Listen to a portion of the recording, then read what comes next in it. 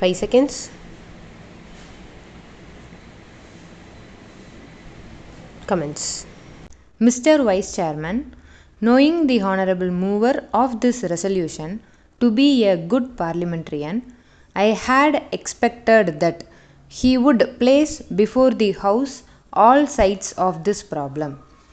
I had expected that he would be no less interested in the efficiency and discipline of the administration, no less interested in the public welfare than in the interest of the civil services. But I am sorry to observe that he has taken only one view of the matter, namely the interests of the civil services alone. He has not at all dwelt upon the frightful consequences which a strike of the sort we had the misfortune to have would have had on the country and the people in general. He has spoken, no doubt, in measured tones, unlike the honourable member who sat to his right in the morning and who raised a shout wanting to make up by sound what his arguments lacked in force. I wish to submit to this House that it would be incorrect and it would be imprudent for this House to accept this resolution. It would be incorrect because by accepting this resolution, we would be laying down something bad in principle, and we would also be accepting a policy which would be suicidal and which would cut at the roots of discipline in the services. To the merits of reinstatement or otherwise of these persons, I will come later on. I doubt the very propriety of Parliament going into this matter. Now, let us see what has happened, whether right or wrong. Departments have taken up the question of these strikers, those who took part in this strike, those who indulged in disobeying the ordinance, several cases of sabotage and intimidation, including criminal ones, have been gone into, and the authorities have taken some decision. In some cases, the government have taken the decision, and in some cases, the departments have taken the decision. Now, would it be right for Parliament to intervene, to interfere with these decisions? Suppose we do that. Suppose Parliament interfered with the decisions taken by the government or by the heads of departments. Tomorrow, with what face and with what authority can the head of a department extract service from his subordinates? This is the question which the Honourable, the mover, must see, and also the other honourable members who have spoken in support of the resolution.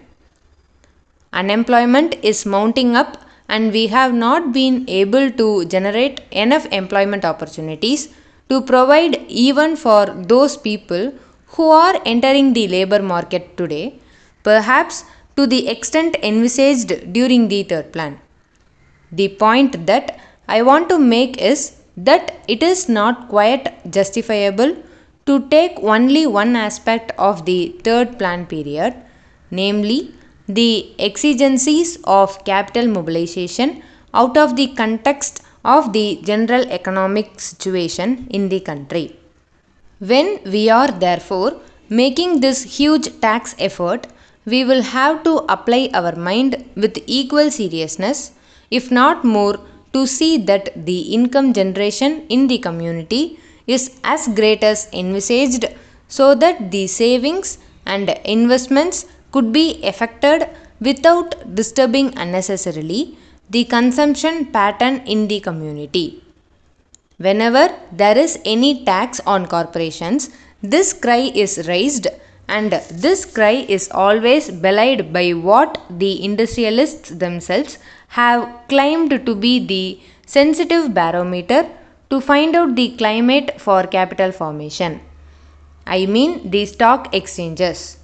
This time, the stock exchanges have reacted quite favorably to the budget proposals as a whole, which clearly shows that whatever else may be the merit of the present budget proposals, it is certainly not anti capital.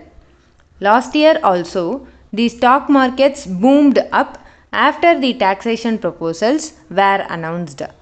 This time, though they were a little hesitant at first, ultimately I think they have realized that there is nothing wrong with the taxation proposals and they are now merrily mounting up. This is quite natural because there are so many benefits and advantages in our economy today that it is not difficult for the corporate sector to absorb a small rise of 5% in the corporation tax which has been proposed by the Honorable Finance Minister. The economy of the nation today is more or less a closed economy because, due to the lack of external finances, imports have been virtually prohibited. There is a lot of planning in the country which makes risk bearing rather unlikely, and because of the regulation of the economy, internal competition is also not very great.